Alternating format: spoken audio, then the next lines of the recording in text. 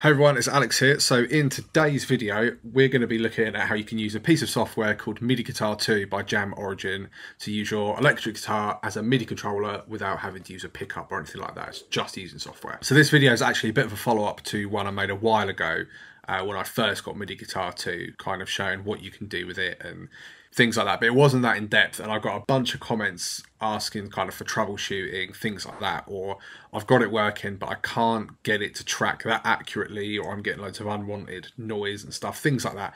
Just a few kind of problems. So this one's going to hopefully be a little bit more in depth. I'm basically going to show you how I use it from opening Pro Tools, how I get it working, basically how I kind of dial in the settings to get the best results possible. So first thing I do is I open Pro Tools. I'm going to make one track here just so you can see that my guitar is DI'd and working, but we don't actually need this guitar track. That's more just so I can check that I'm actually getting level into Pro Tools, because then if it doesn't work, I know something is in with the settings and not the fact that my guitar isn't making sound. So I know I can get my guitar audio into Pro Tools fine, no problems. Then what I'm going to do is I'm going to open MIDI Guitar 2. By default here, it loads in these effects. I just turn these off, because I don't need them for the purposes of this. Over here on the tracking section, you've got polyphonic and your tuning. So obviously you need to match the tuning of your guitar to what the software is trying to pick up, and type polyphonic if you're going to be trying to track chords. Always change it to monophonic if you're going to try and track anything lead or bass or anything like anything where you're just playing single notes. It just works far better. I used to track everything with polyphonic, but it's easier, even if you want to do little double stop lines, it's easier just to play them and fill in the gaps afterwards, but we'll get more into that in a minute. So this interface section, you need the input to be the input of your audio interface, and then output going to be the same. Channels input 1. So at the moment there's nothing's registering here on this level or anything, so that's because my guitar is actually in input 8. This channel needs to match wherever your guitar channel is, your DI guitar channel is on your audio interface. So once you've made sure these audio interface options are correct, make sure you've removed the instruments, everything that I've already done. You come over to MIDI interface here, your output by default is probably going to be set to none. So what you need to do is click on that and select virtual MIDI output. All the others are for whatever other MIDI devices you have connected. Don't click on any of them. So then when I come to Pro Tools, I've got a instrument track set up with Spitfire's Firewood piano on. Notice here this is no input. I've not sort of changed anything about how this is a default, but I do get sound from my guitar. So we're getting sound. We'll go through how to tighten up that sound and fine tune the settings in a second. If you're not getting sound at this point, what you need to do is go back to the JamOrigins website and follow their setup instructions exactly. A lot of the comments I had were people not being able to get sound, get to this stage. It was a long time ago that I set it up. I can't remember exactly what I did, but what I do know is that I followed what they said to do exactly. I know some people have to use other software with it to get the MIDI sent into their DAW. Because I use Pro Tools, I can't really comment on how you would do that. But again, it's all in their setup instructions based on what DAW you have. You can see though, if you go up to setup in Pro Tools, go to MIDI, go to MIDI input devices. It's in my MIDI input enabled section here, and it's default ticks on. You don't have to come and do anything. Once you've set it up, when it detects it, it will automatically put it into this list of MIDI inputs and check it on. So once you've got it set up, it's very much a case of just opening up the plugin, making sure your settings are correct if they've not defaulted to what they normally are, and then you're pretty much good to go. So before we dive in and start tweaking these settings, just a couple of notes on how you might have to change how you play slightly. So for polyphonic stuff, I found I always get better results if I use my fingers. Then a pick. So with that chord, it doesn't make too much of a difference, but if you're sort of playing more kind of guitar-y chords like this, I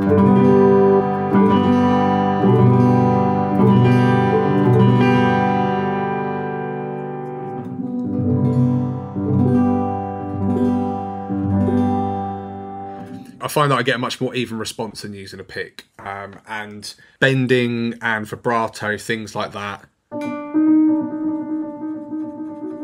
are pretty much out the window, depending on what software you're then triggering. Obviously with a piano, it's not going to work.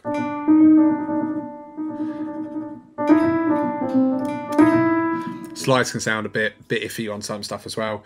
You have to think about the instrument you're trying to trigger and then change how you're playing the guitar a bit to kind of suit that. You can't play the guitar in a very guitar-y way. Obviously, whammy bar, forget about it. It's not going to do anything helpful. So I would experiment with pick and fingers to find out what is going to get you the sound you want. But I'd say majority of the time, if I'm doing chord stuff, fingers and like thumb works better than a pick. And think about chord voicings as well, your standard kind of G chord.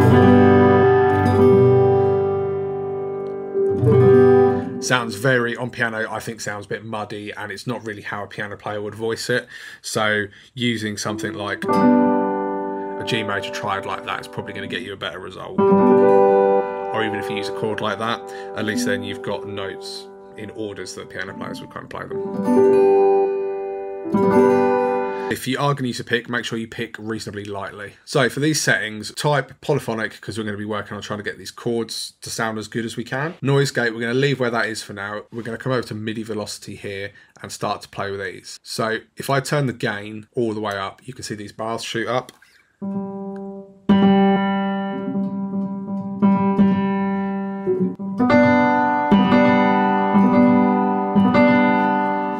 if I turn the gain all the way down, this is kind of like a ceiling for your velocities. It's called gain, but that's how I think about it. So when it's all the way up,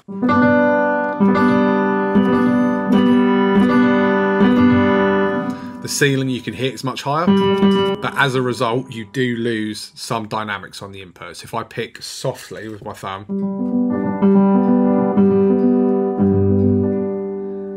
you see we're getting some mistriggering, which we're going to sort out in a second. But I always start with getting this first. I like to get it where I want it to sound in terms of how I want the piano to sound, and then I work at ironing out the triggering issues. So I think that's going to be good just about there. Tone, you can see it's changing the graph there like that. So tone all the way down.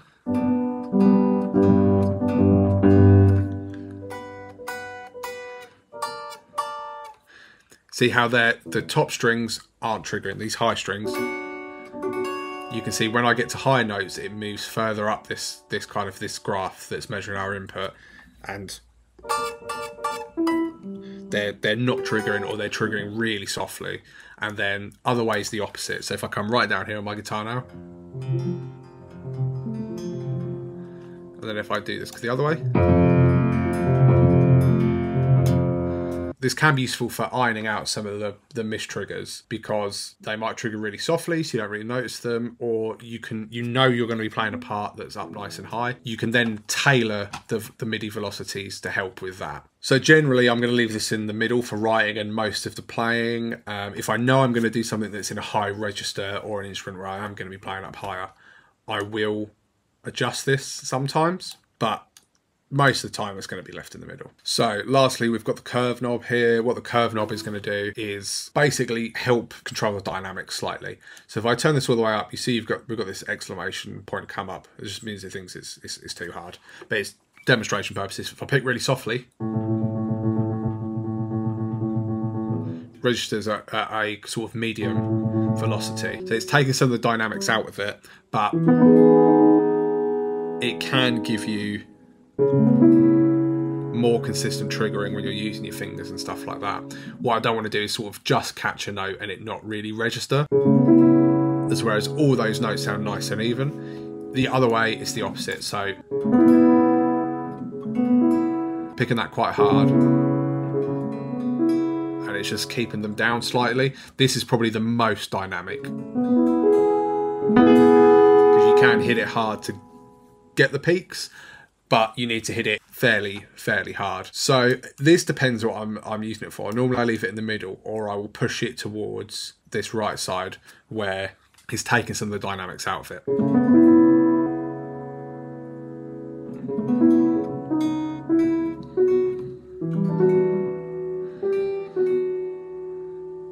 that does help with some of the mistriggering as well, pushing this curve up. But the main thing we're going to look at to fix that is going to be this input gain and this noise gate here. So this noise gate control here is going to help us eliminate the majority of like these mistriggers and kind of little extra notes you find that are going to pop up when you're playing. Basically what this is this is the threshold of what audio MIDI guitar registers and then converts into audio. So all the way down like this is, I think, is how it is by default. You can see, just to get that to trigger, I'm just, you know, I'm not even really playing, I'm just lightly fraying notes with my hand. So now I've seen how that noise gate works a little bit. What I'm going to do now is I'm going to turn it all the way off. I'm going to play some chords and then I'm going to turn it up quite a lot and then play the same chords again. Hopefully you can hear the difference it makes. You can kind of hear already just by moving my hands around the guitar, it's triggering random notes. Here are the chords without the noise gate.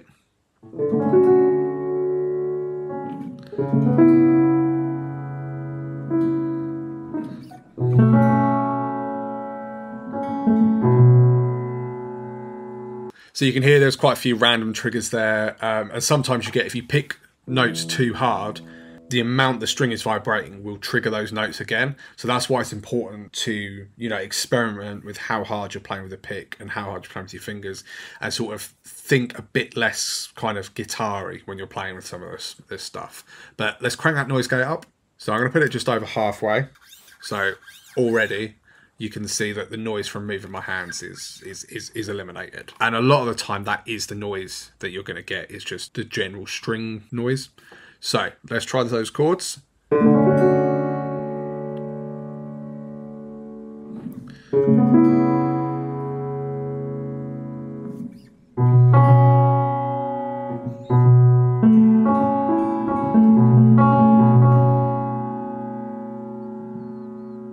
So triggering wise, that is a lot cleaner. We had a couple there that weren't quite triggered enough, but I have got the noise gate a bit higher than I probably would set it. I'd probably set it right on this threshold where the exponential comes on, and then just knock it back a touch.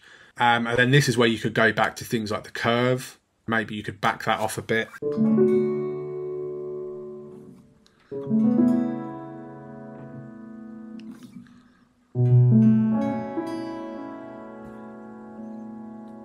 So there we had a much softer sound out of the firewood piano, but we had no mistriggers, no extra notes or anything like that. So these settings are a bit of a balancing act, and you will have to change them from plugin to plugin a lot of the time, because it is also to do with how the plugin responds to MIDI information.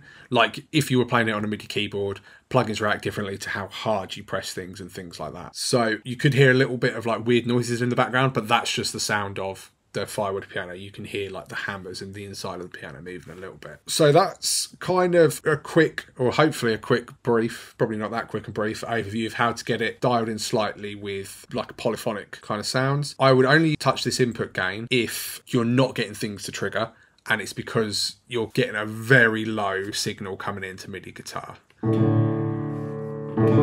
you can see here I've got, where this noise gate is, I've got quite a healthy level. If I was to turn this up, I mean, it's not really going to make too much of a difference on this because it's triggering well.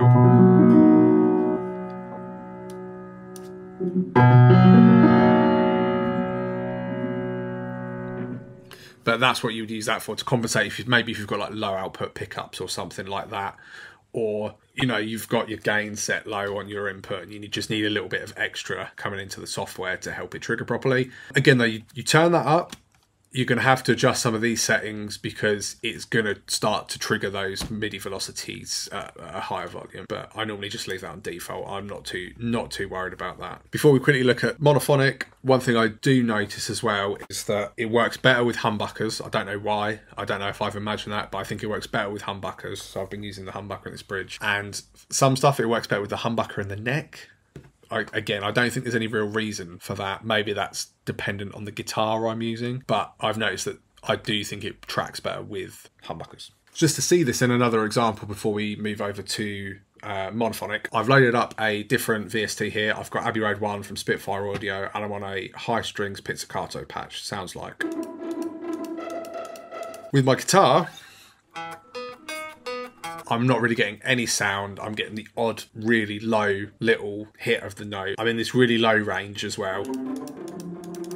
I want to be up here with the sounds that I'm getting, somewhere in that kind of range. So using MIDI Guitar 2, first thing we're going to do is get it triggering in the right range. MIDI effects here, click none, click transposer. We're going to push that up an octave.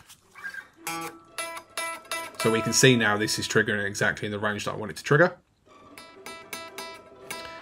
But this is coming in really low now, lower than it was when we were using the piano. This is why you have to tweak stuff for what you're trying to trigger. So with this, I kind of find that the curve, a lot of the time, it's better for me to be all the way up. So now I'm getting it to trigger.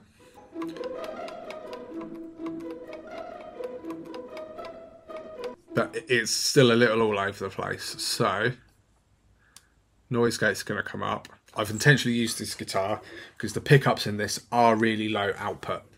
So I've done a couple of videos with it on my Instagram where I used a red guitar in SMP and it had bare knuckles in and they're really high output humbuckers. But this is where this input gain does come in handy. So if I crank this up a little bit, let's go like halfway to exaggerate it. Now it's triggering exactly how it needs to at maximum.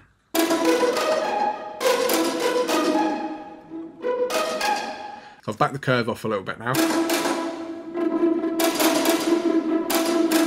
And I can get dynamics out of my picking.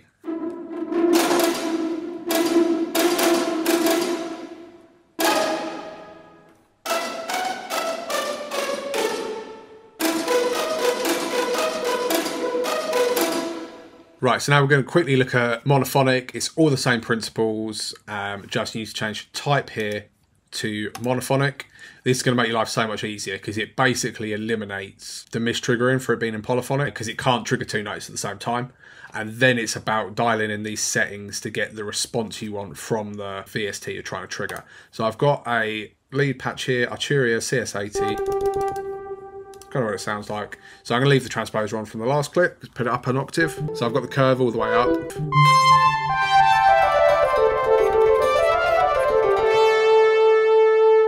Turn it down.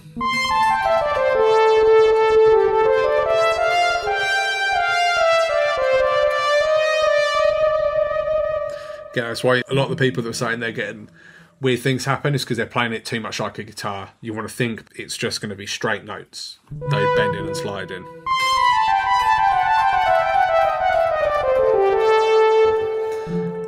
And you can hear that I'm getting a few kind of random sounds when I stop playing and take my hands away. I'd say for most stuff, particularly synth lead stuff, I will crank this curve probably to the max, and then this noise gate will be up here as well.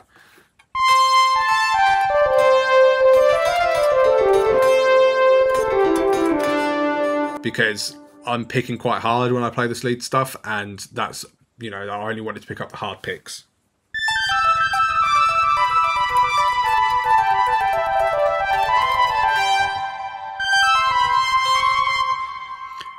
You can hear that when I did the vibrato, start triggering two notes at once rather than sounding like vibrato. It's something you've got to keep in mind, is not to play like a guitar. You've just got to think about trying to just get the notes exactly as they are, not necessarily about sliding, vibrato, bends and stuff like that. So it can track quite fast.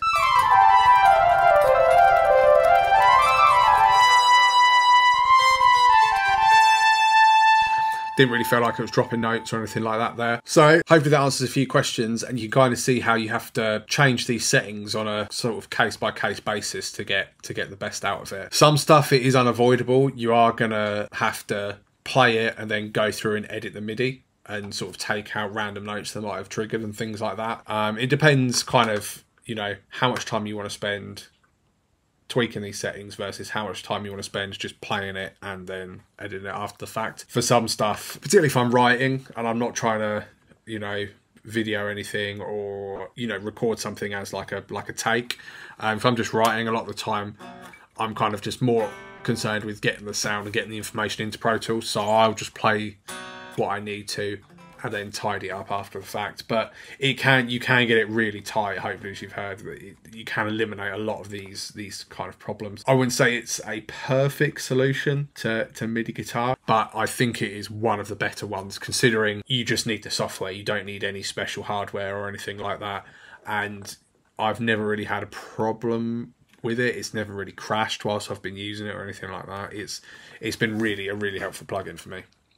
So hopefully you enjoyed that video. Hopefully it was helpful to the people that watched the last one. And if you've got any questions, same as the last video, leave them in the comments and I'll get back to them as soon as I can. Thanks for watching. Make sure you like, comment and subscribe.